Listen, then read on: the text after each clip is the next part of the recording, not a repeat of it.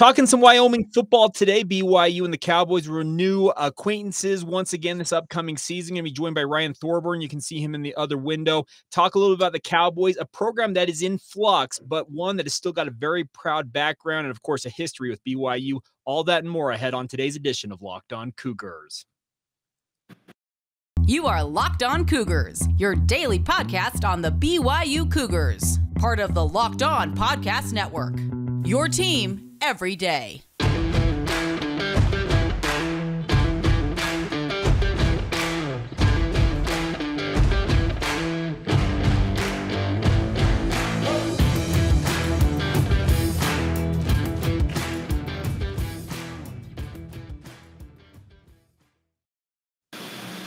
What's up, everybody? I'm Jake Hatch, host of Locked On Cougars, your resident BYU insider. I work for the Zone Sports Network in Salt Lake City, Utah, as the executive producer of DJ and PK in the morning. But more importantly, thank you for making us your first listen of the day here on Locked On Cougars, talking all things BYU. Our goal here, make you guys the smartest BYU fans in the room. And today we're going to get a little bit of a background on BYU's fourth opponent of the 2022 season. That is the Wyoming Cowboys. And joined now by Ryan Thorburn. Ryan is a beat writer covering the Cowboys and doing a great job. But Ryan, how are you today, first off?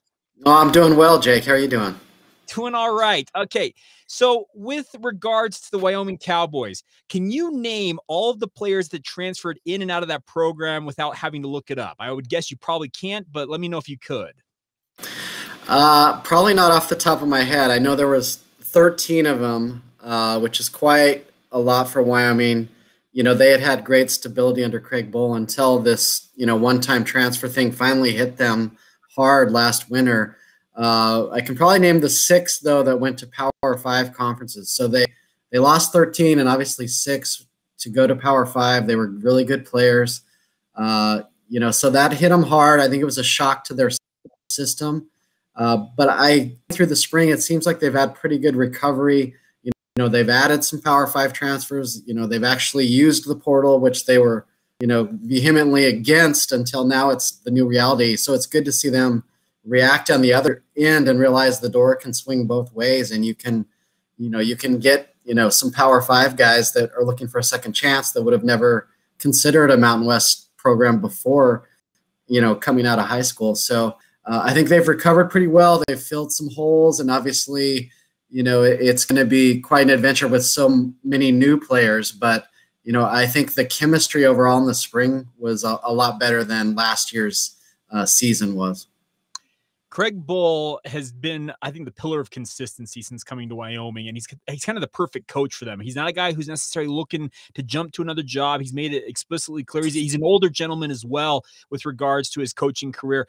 What about him is like almost seemingly a perfect fit for what Wyoming's all about?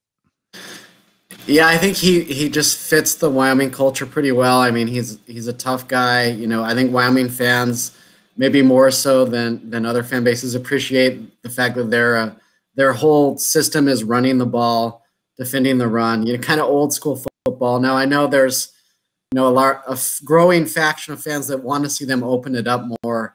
They've had Josh Allen, and ever since that, they've had just a heck of a time throwing the football, and they really need more balance at some point. They talk about it every year, but they need to get that. But they do love the fact that he has built it on physicality, running the ball, defense, and it's a good fit. Like you said, he's a Nebraska guy, but at this point he's a Wyoming guy. He's going to retire at Wyoming, and I think the only thing missing really, he's established that consistency. Like you said, they go to a bowl game every year. They win about 7, maybe 8 games every year.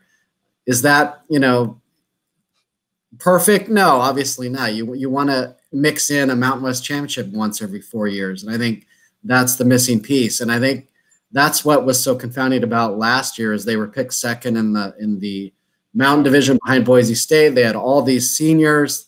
They had a chip on their shoulder from, missing out on 2020, like a real season when they thought they were going to be good. So it just all crumbled during Mountain West play. And that's, I think Craig and his staff have kind of had to look in the mirror and reflect on what went wrong and how can they evolve, with this modern player and the portal and NIL and all these things. And it'll be interesting to see how he maneuvers that here in the next few years. I don't expect you to be like a Wyoming historian on this, but I am a kid who grew up in the 90s watching BYU and Wyoming play. And I remember the Joe Tiller era. And I remember Wyoming being a top 25 caliber team. In that era, they were throwing the ball all over the field under Tiller before he went to Purdue, and they were competing for conference championships. Is his ghost in a way still kind of lingering over this program? When you see the success that Craig Bull has had, are there Wyoming fans who are like, why can he not get to the level that Joe was at? Yeah, I mean, Joe Tiller was obviously way ahead of his time. He was running the spread offense at Wyoming, as you mentioned, in the early 90s, and obviously took Purdue to a Rose Bowl. I don't think he's hanging over the program anymore. You know, unfortunately, Joe Tiller is deceased recently. He's passed away. They did hire, you know, before Craig Bull, the coach was Dave Christensen. He was really a masterful offensive coordinator at Missouri running the spread. He was, you know, the National Assistant of the Year, the Broyles Award winner. You know, he was more in line with what Joe Tiller was like as an offensive mind, and that just never really worked out. They put up some nice offensive numbers, but they just didn't have the defense or the stability. You know, they would get some good players and they would move on as well. So I think Wyoming fans just want to win, and they don't care how it's done. You know, if they don't need the style points of Joe Tiller or Paul Roach. They just want to win. And I think, you know, that's the only frustrating part, like I mentioned, is they're winning. They're having winning seasons. They're winning, you know, potato bowls and these mid-level bowls. But, you know, at some point, the goal is to win a Mountain West championship. Got to get over the hump, right? That's absolutely. All right, more with Ryan here in just a moment. I do want to talk a little more about that defense for Wyoming, but first, a word on our friends over at betonline.net. They are your number one source for all your betting stats and sports information needs. Find all the latest sports developments, news, and odds, including the basketball championship matchup in the NBA Finals, the NHL Hockey Conference Finals, Major League Baseball, and, of course, the latest fight news from MMA to UFC and to boxing as well. BetOnline.net is your continued source for all your sports wagering information, including live betting, esports, and more. Head to the website today or use your mobile device to learn more about the trends in action available to you now. It's all courtesy of your friends at BetOnline, where the game starts. Also brought to you today by our friends over at rockauto.com. With the ever-increasing numbers of makes and models of all vehicles, it's impossible for your local chain auto parts store to stock all of the parts that you will need. So why would you stand there at the counter with the guy looking on his computer when you have access to rockauto.com at home and in your pocket with your computer? Save time and money when using Rock Auto. You can save 30, 50, even 100% markup for the same parts from that chain store or car dealership with our friends at Rock Auto. They are a family business serving do-it-yourselfers for over 20 years online. Their prices are reliably low for every customer. The best part is they got every part you could ever need. Brake parts, tail lamps, motor oil, even new carpet. No matter what you need, they've got it for you guys. Go explore their easy-to-use website today. It's kind of an old-school look. It's really simple to navigate and find the solution for all of your auto parts needs. Go to rockauto.com right now and see all the parts available for your car or truck. Make sure you write Locked On in the How Did You Hear About Us box so they know that we sent you. Amazing selection, reliably low prices, all the parts your car will ever need. That's rockauto.com. Thanks again for making Locked On Cougars your first listen of the day. We are free and available wherever you get your podcasts, and joined by Ryan Thorburn once again of the Casper Star Tribune. And Ryan, you talked in the first part of this about the physicality that Wyoming has developed under Craig Bull. They have been a defense-led team, I think, for the most part during his tenure. You mentioned the Josh Allen era where it was a little more open on offense, but is the identity of this year's Wyoming squad going to be led by that defense once again?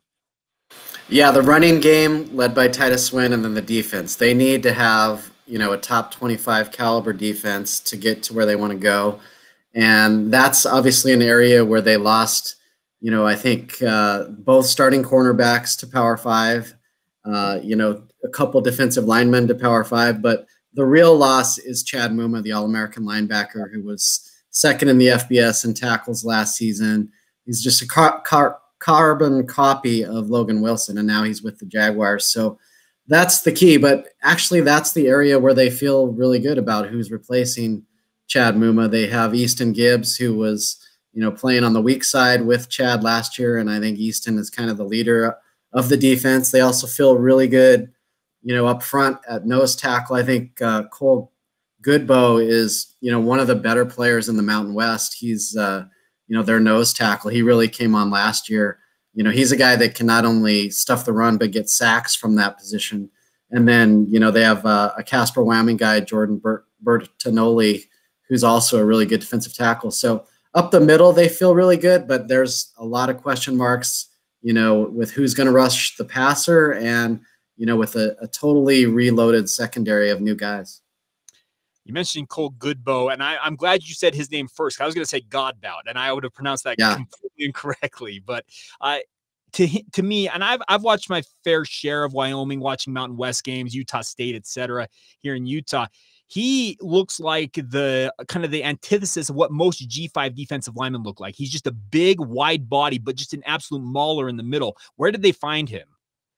Yeah, he's from Wisconsin. He was a developmental guy and really a humble guy. I think everyone was calling him Godbout for his first few years in the program, and finally his dad told someone, it's Goodbow. We're like, no, we didn't know that actually.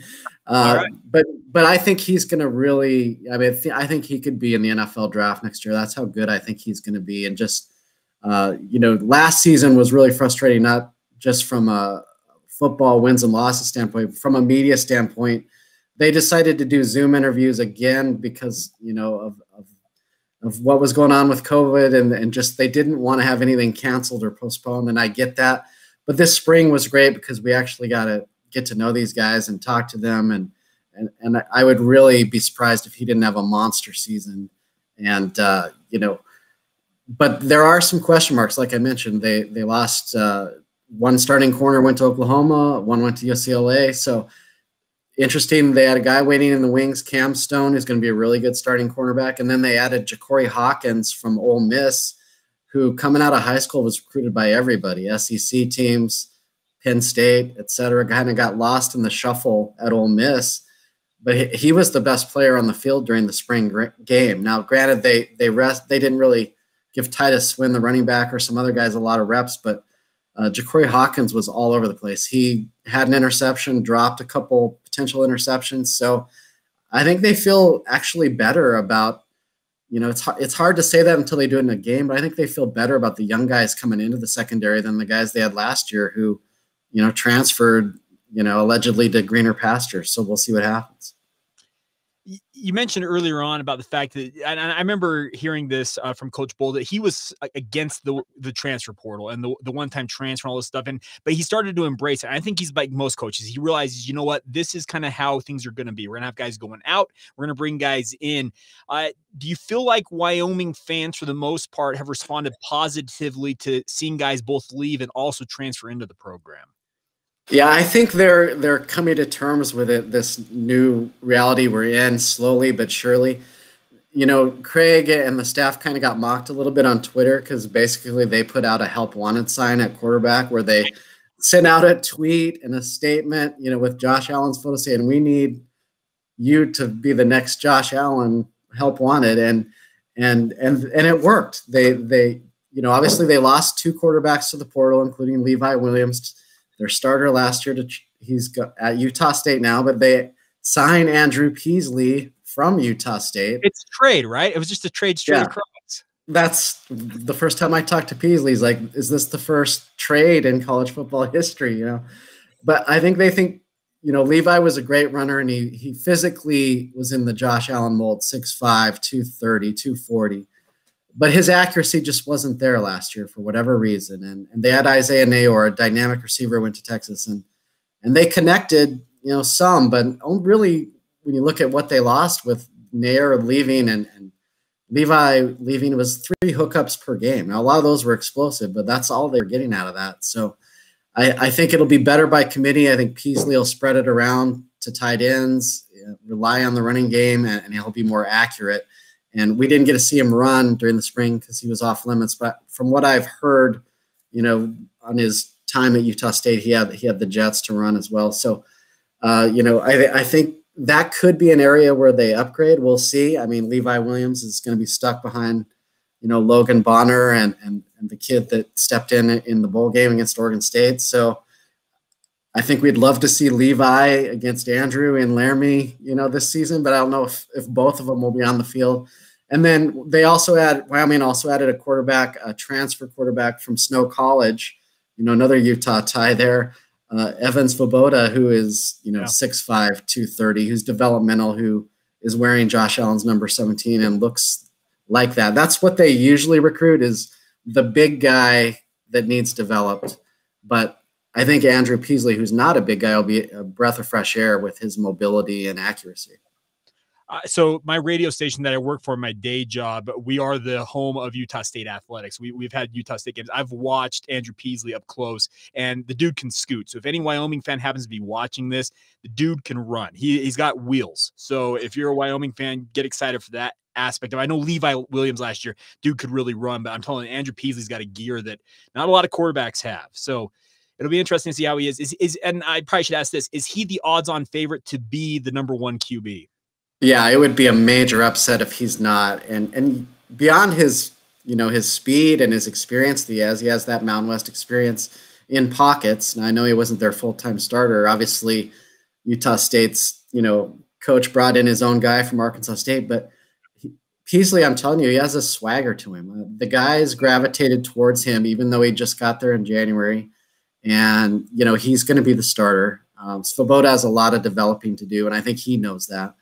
But so that from that aspect, I think it's exciting just to see what this transfer quarterback can do. And, Wyoming, as you mentioned, the historian part, BYU and Utah were their rivals for decades and decades, and they went on to the Pac-12 and independence. So they need to kind of spice this thing up with Utah State, and hopefully this portal action will do that. Not to mention the fact that for whatever reason, Utah State won the Mountain West last year, but got blasted by Wyoming, who had this really disappointing season. So, that adds a little to it as well. There's no doubt about that. And they now have a trophy, right? They have a musket. Isn't that what they're playing Chip for? Bridger's rifle. Yeah. So there's hardware, there's proximity, there's now the dueling quarterbacks and the fact that Wyoming has bragging rights, even though they only won 2 Mountain West games and Utah State won the league last year. Crazy stuff. I do have one more question in terms of personnel, and that is Titus Swen. Obviously, Xavier Halliday last year was lights out. I thought he was one of the best running backs in the country, bar none. But what does Titus Swen bring to that running back position for Wyoming? Yeah, and Halliday is one of those guys who went Power 5. He's at Arizona State, and good for him. I thought he'd go to the NFL draft, actually. Yeah. Some of these transfers like Halliday, it's a bummer, I guess, initially when they leave, but he was in Laramie for 5 years. You know what I mean? He's a super senior. So this is Titus Swen's time. If Halliday would have come back and I was Swen, I would go somewhere else because it's his time to be the man. And I think he's one of the better running backs in the Mountain West, and he will be the focal point of the offense. And they have good depth behind him, but it's his time to take over that role and be the workhorse. And, he was held out of the spring game for the most part, but I think that's because they know he can be special. He was in the doghouse a little bit in 2020 because he opted out. But when you research into it further, his parents are both nurses, in Texas, and his dad had a severe bout with COVID, and no one knew much about it at the time. So now, in retrospect, it's understandable why he opted out to go home and be with the family. So 2 years later, after being in the doghouse, Bull is just praising him day after day. And that's further growth, I think, with how Bull's developed. All right. So I got one more thing I need to ask you about here, Ryan. It's with regards to the BYU Wyoming history and the rivalries you already alluded to earlier on. We'll get to that in just a moment. Do need to talk for a minute about our friends over at Built Bar. Built Bars are the best tasting protein bars that I have ever had. I would encourage everybody out there to give them a shot. Ryan, have you ever had a chance to try a Built Bar by chance? I have not. Okay. Send me one. We'll have to send you one and let you get you a chance for these. What they have right now is they have a brand new bar. It's called the Caramel Brownie Bar. It's got caramel swirled on top. And the best part is the macros on this are incredible. 130 calories, 17 grams of protein, just 4 grams of sugar. It's replacing a regular brownie, but it's better for you guys. So give it a shot. Go to built.com right now. Use the promo code LOCKED15 while you're there. That's LOCKED15 for 15% off your order. Ryan, you may have heard about this, but BYU has an NIL deal that's team-wide. They got some national attention. This is that company, Built Bar. They're actually the ones that they've hooked up with all BYU football players. So if you're a Cougar fan out there, you want to help support Built Bar via their name, image, and likeness deal with BYU, well, here's your chance to do it. So go to Built.com right now. Use the promo code LOCKED15. That's LOCKED15 for 15% off your order. Get enjoying the best tasting protein bars and do it with our friends at Built Bar. All right, a little bit more here with Ryan Thorburn from the Casper Star Tribune. He's, of course, the Wyoming beat writer up there. And Ryan, you talked about the fact for years Wyoming was a contemporary, a rival of BYU's, and it goes back decades. I am a child of the 90s, and I remember watching and going to games between the Cowboys and the Cougars, and talk about just an absolutely insane environment when these two fan bases got together. Obviously, now that they are in different stratospheres, BYU getting ready to go into the Big 12, they have been independent for well over a decade. Do Wyoming fans still have the same fervor that they used to have for the Cougars? I think it depends what age they are. You know, I actually wrote a book about the Black 14 incident that came out in 2009 for the 40th anniversary. Obviously, that, you know, those feelings still linger for certain generations. You know, when Wyoming wanted to protest and they kicked their 14 black players off, and their program went from, you know, national prominence into a tailspin through the 70s, and until Paul Roach really restored it in the mid to late 80s. So I think a lot of fans also, you know, my age, were growing up and remember, you know, I think the last time Wyoming won in Provo was those Paul Roach, that team in '87, I think, and they won back-to-back WAC championships, and those were kind of the glory years. And, you know, I remember when I was in school, Ty Detmer came to Laramie, a Heisman Trophy winner. So those were definitely the glory years. And, you know, Wyoming's just struggled to recapture that, while, you know, BYU is now going on to the Big 12. So I think there's probably, you know, maybe a little bit of jealousy there. But, you know, I think it's great to have it back on the schedule. You know, hopefully BYU won't be able to buy out of the return trip to Laramie in a couple of years. And, you know, hopefully periodically they will play. But obviously, you know, they're not going to be, you know, contemporary conference rivals anymore. But I think those feelings still exist. And, you know, if Wyoming were able to upset BYU, and just based on what BYU has coming back, I think it would be a pretty significant upset. That would be, you know, one of the better victories of the Craig Bowl era, I'm thinking. I'm with you. And I'm of the opinion there's been a lot of headlines here locally with BYU buying out of the series with Utah State. That indicates to me, this is just my personal opinion, that they actually are probably looking at that Wyoming game and that return game in a couple of years. And I am of the opinion that Tom Holmoe, he of course played for BYU, has played against Wyoming. I think he likes those regional games. I would hope that BYU gets to make another trip to Laramie, because some legendary stories. Lavelle Edwards, I'd rather lose and live in Provo than win and live in Laramie. The history between these two programs is just incredible. And I'm hopeful, as you said, that they continue to do this periodically, because I think it's a series that these two fan bases, they just have some fun memories of. Last thing I've got for you here, Ryan, is with regards to the expectations for Wyoming this season. You mentioned the fact that it would be a pretty impressive upset if Wyoming were to come to Provo and upset the Cowboys. But what, in terms of overall success this upcoming season, what would constitute success this season with all of the turnover? Both quarterbacks transferring out of the program. What does Craig Bowl need to do this season to have Wyoming fans feeling like, okay, that was a good year? I think they need to contend in the Mountain Division. You know, despite all their losses and all the new guys, you know, last year was a major disappointment in that regard. They were 2-6 in the conference, and their athletic director, Tom Berman, said that's not acceptable. Yes, we won 7 games in a bowl, but 2 wins in Mountain West, not acceptable. So when you look at their schedule, Boise State, Air Force, I would consider the 2 favorites along with Utah State. All 3 of those teams play in Laramie this year. So if you can win a couple of those games, you know, and handle manageable road games at New Mexico and Hawaii and some of these lower level Mountain West teams, you know, there's no excuse not to contend, even though you have, you know, a new quarterback and new starters all over the place. I think contending in the Mountain West is more important than, you know, maybe picking off in Illinois for a Power 5 win or even upsetting BYU. I think it's time to start really contending in the Mountain West. It'll be an interesting year ahead. There's no doubt about that. The Andrew Peasley connection, obviously, is a fun one because BYU fans, they're very familiar with Peasley. He's played against the Cougars a couple of times. So it'll be interesting to see how this all tracks. Ryan, where can everybody find your work? Easy. The Casper Star Tribune has trib.com, which is very easy. Just go to the sports and click on University of Wyoming. That's what I cover is the Wyoming Athletic Department. So, yeah, definitely will be have a lot of BYU coverage that week. And I think it's interesting just the way it sets up. If I'm not mistaken, I think Wyoming actually has to play Air Force the week before, which is a lot of prep. But I think BYU has to go out to Oregon, which is a big game. So whichever team can refocus and kind of rekindle that rivalry feeling might have the edge.